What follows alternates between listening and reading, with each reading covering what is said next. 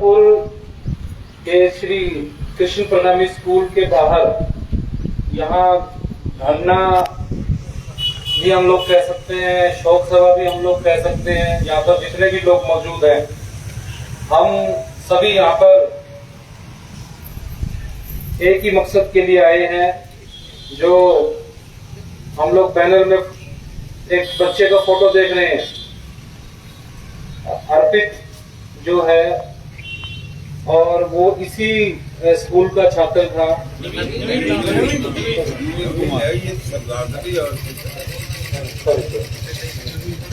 जो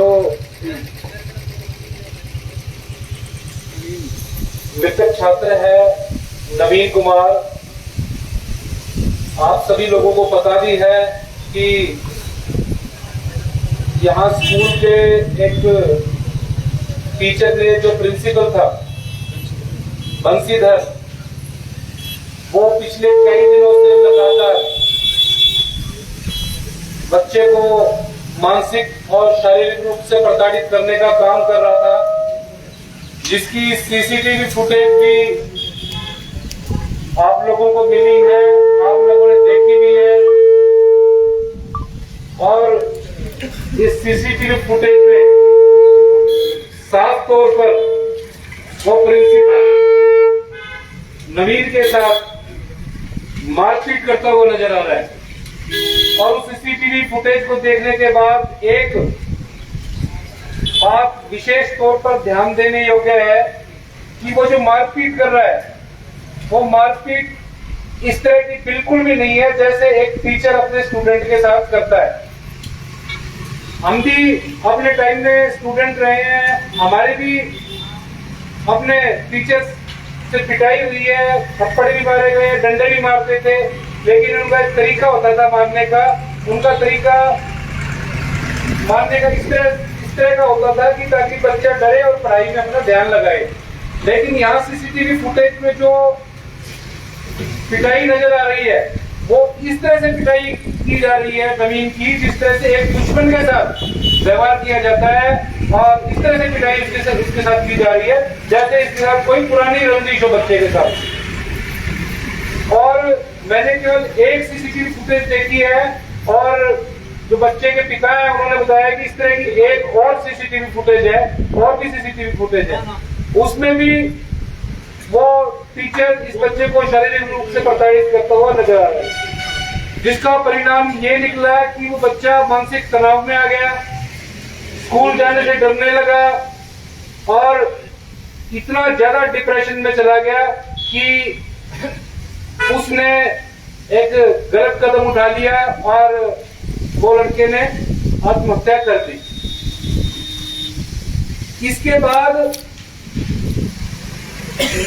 अब मामला दर्ज होता है। पहले तो पुलिस जो है जुडिशन के सवाल पे आपस में उलझती है कि मामला जीआरपी का है या मामला सिटी पुलिस का है। उसके बाद जीआरपी के जिनमें ये मुकदमा आया है उसमें दर्ज हुआ, और मुकदमा दर्ज हुए 3 दिन हो चुके हैं, और आरोपी की सारी लोकेशन अता पता होने के बावजूद भी आज तक उसको गिरफ्तार नहीं किया गया। यहां तक कि जीआरपी पुलिस ने एक बार भी आरोपी के ठिकाने पर रेड नहीं किया। मेरी जो पीड़ित परिवार है उससे अनुरोध है कि कल यहाँ पर हिसार की सेशन जज साहब की कोर्ट में उसने अग्रिम जमानत की याचिका लगाई है, तो वहां पर पुलिस से सवाल किया जाए, जीआरपी से सवाल किया जाए कि एफआईआर दर्ज होने के बाद से लेकर अब तक कितनी बार इन लोगों ने आरोपी के घर पर, ऑफिस में और अन्य ठिकानों पर रेड किया है, और यूपी पुलिस रेड करती है, उसकी आमद और रवानगी बाकायदा थाने में रजिस्टर होती है। उनसे ये सवाल करना पड़ेगा कि भाई वो रिकॉर्ड पेश करो, इतनी बार रेड किया तुमने। दूसरा, इतने संगीन मामले में जहां एक नाबालिग बच्चे की आत्महत्या का मामला हो, मैं तो ये कहूंगा कि ये एक इंस्टीट्यूशनल मर्डर है, सोची समझी साजिश के तहत की गई हत्या है। एक बच्चे को इतना मानसिक रूप से, शारीरिक रूप से टॉर्चर कर देना कि वो मरने में मजबूर हो जाए, ये दूसरे शब्दों में हम कह सकते हैं कि एक मर्डर है। और अगर पुलिस इस मामले में आरोपी को गिरफ्तार नहीं कर रही है तो इसका मतलब वो मर्डर करने वालों का सहयोग कर रही है। हम लोगों को अदालत में पुलिस से ये सवाल करना पड़ेगा कि आपने क्या आरोपी की लोकेशन ट्रेस की है? आपके पास साइबर सेल है, आपने साइबर सेल के माध्यम से क्या इसकी लोकेशन ट्रेस की है? अगर ट्रेस की है तो उसका डाटा भी कोर्ट में पेश करो। वहां कोर्ट में 3 पक्ष हैं। जब कल बेल एप्लीकेशन पे बहस होगी वहां पर 3 पक्ष होंगे। पहला पक्ष वो है जो आरोपी खुद है, वहां पर उसकी तरफ से वकील साहब पेश होंगे और वो उसको अदालत के सामने क्लियर करेंगे कि इसको एंटिसिपेटरी बेल दे दो, इसका कोई कसूर नहीं। दूसरा पक्ष पुलिस है, पुलिस कहेगी कि हमने एफआईआर दर्ज की है और हम आरोपी की तलाश कर रहे हैं।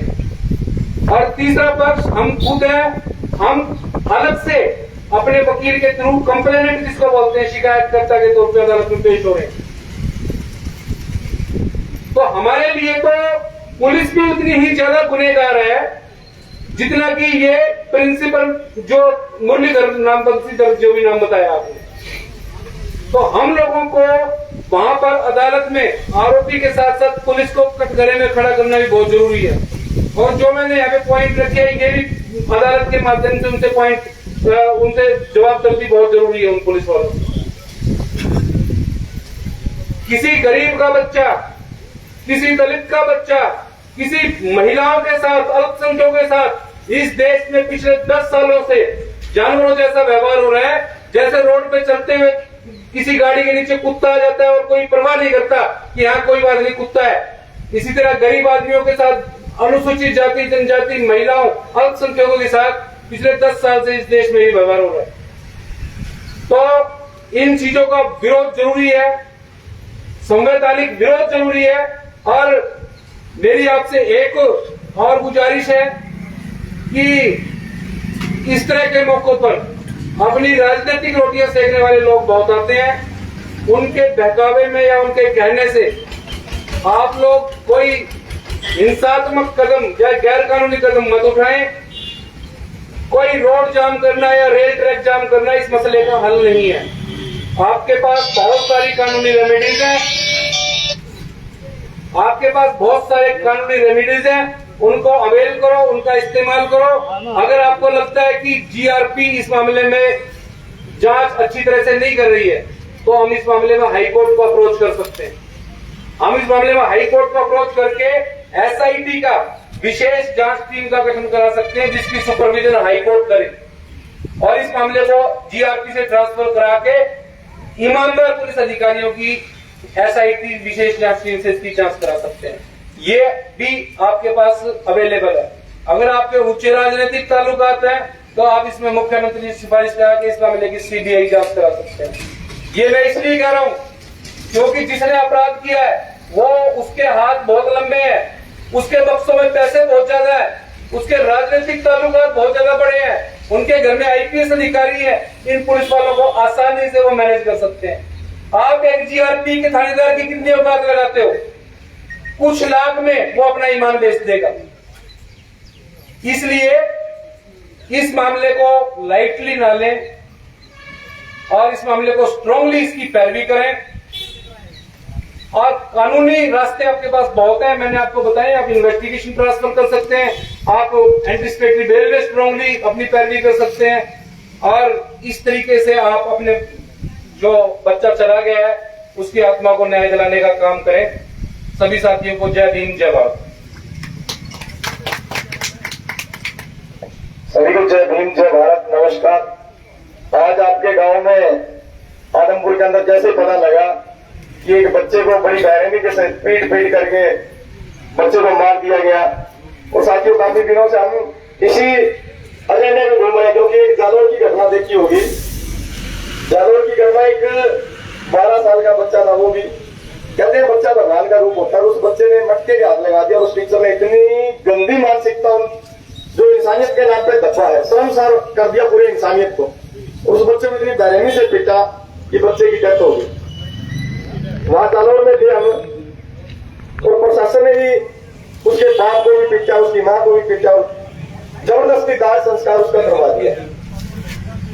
साथियों, एक तरफ तो ये जो सरकार है नारा देती है बेटी पढ़ाओ बेटी बचाओ, और इसके राज्य में इतने जो बलात्कार आरोप जो हो रहे हैं, और जो साथी लाइव वीडियो देख रहे हैं मैं उनसे भी कहना चाहूंगा, साथियों अगर इस मामले का नहीं पता है तो इस वीडियो को शेयर कर देना और बता देना। आदमपुर मंडी के अंदर एक भाई नवीन कुमार जो बच्चा 12-13 साल का बच्चा था, कहीं ना कहीं वो शिकार हुआ है उस टीचर की गंदी मानसिकता के कारण। उसने कोई ऐसा काम किया है जिसने उस बच्चे ने वो हरकत उसकी देख ली, जिस तरह वो पिटाई कर रहा है बच्चे की। नॉर्मल बच्चे को डांटा जाता है, इस तरह पशु की तरह कुटा नहीं जाता। जिस तरह वो दीवारों पे पटक रहा है, मेजों पे पटक रहा है, उस बच्चे को इतना टॉर्चर किया, इतना पीटा। और साथियों, बच्चे हमारे घरों में भी है। ये कोई लड़ाई विशेष जाति की नहीं है, सर्व समाज की लड़ाई है। सभी सर्व समाज के लोग बैठे होंगे यहाँ पे, हमारे घरों में भी छोटे छोटे बच्चे हैं। आज इनके घर का चिराग गया, कल हमारा बेटा भी जा सकता है, कल किसी टीचर का शिकार हो सकता है।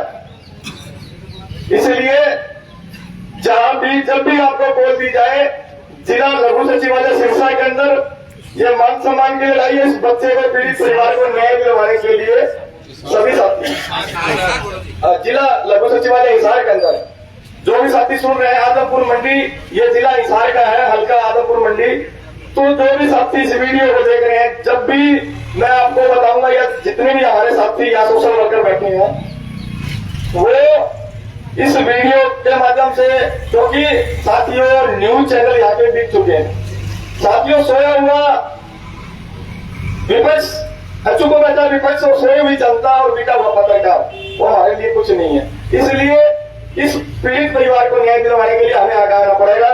और सीआईडी वाले भी यहाँ बैठे होंगे, मैं उनसे भी गुजारिश करूंगा कि भाई आप भी खबर अपने इलाकाओं तक पहुंचा दो कि हमें मजबूर न करें। फिर भी हम संविधान को मानने वाले लोग हम संवैधानिक तरीके से लड़ाई लड़ेंगे, लेकिन अगर पानी क्या ना कंठा ऊपर कर दे, कुछ ना कुछ जुगाड़ करना पड़े। तो देखो, हम संवैधानिक लड़ाई लड़ेंगे। और जो भी साथी जिनको पता नहीं है कि आज आदमपुर मंडी में किस लिए आए हुए हो, तो मैं फिर बता देना चाहता हूं कि एक उच्च श्रेणी लोगों के जो एक वर्णावस्था के सिस्टम से ये बहुत बड़ा ये समझो भी प्रोपेगेंडा रचा रखा है। और हमारी जो मांग है, इस स्कूल की मान्यता रद्द होनी चाहिए। और जो प्रिंसिपल है ही नहीं, उसने इस बच्चे को बड़ी बेरहमी के साथ पीटा। 300 से नहीं, इसमें धारा 302 लगनी चाहिए, क्योंकि ये मर्डर के तहत इस बच्चे ने मारा गया है, इस बच्चे को पीटा गया है, तब जाकर के उसने ये कदम उठाया। तो इसमें धारा 302 लगनी चाहिए और इस स्कूल की मान्यता रद्द होनी चाहिए, ताकि दोबारा जो भी कोई इस तरह की घटना करता है तो उनको एक बहुत बड़ी सीख मिले, दोबारा ऐसी कोई घटना ना हो, कोई हमारे बच्चे फिर से कोई इस तरह की एट्रोसिटी के अत्याचार न हो, फिर से कोई बच्चा ना मारा जाए। तो ये मेरे अकेले की लड़ाई नहीं है, ना इनकी लड़ाई है। वो बच्चा इनका नहीं, वो बच्चा हमारा ही है, क्योंकि हमारे घरों में छोटे छोटे बच्चे हैं।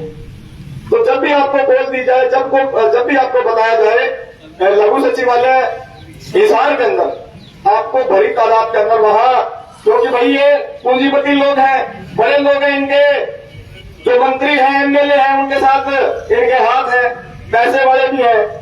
और हमारी जो भीड़ है वो देखो शासन में तो नहीं है, लेकिन हमारी भीड़ इन घेराव करने में है, क्योंकि यहाँ पे एमपी एमएलए आपके बीच में नहीं आएंगे, वो सिर्फ वोट के वक्त ही आएंगे, आपका वोट लेने ही आएंगे।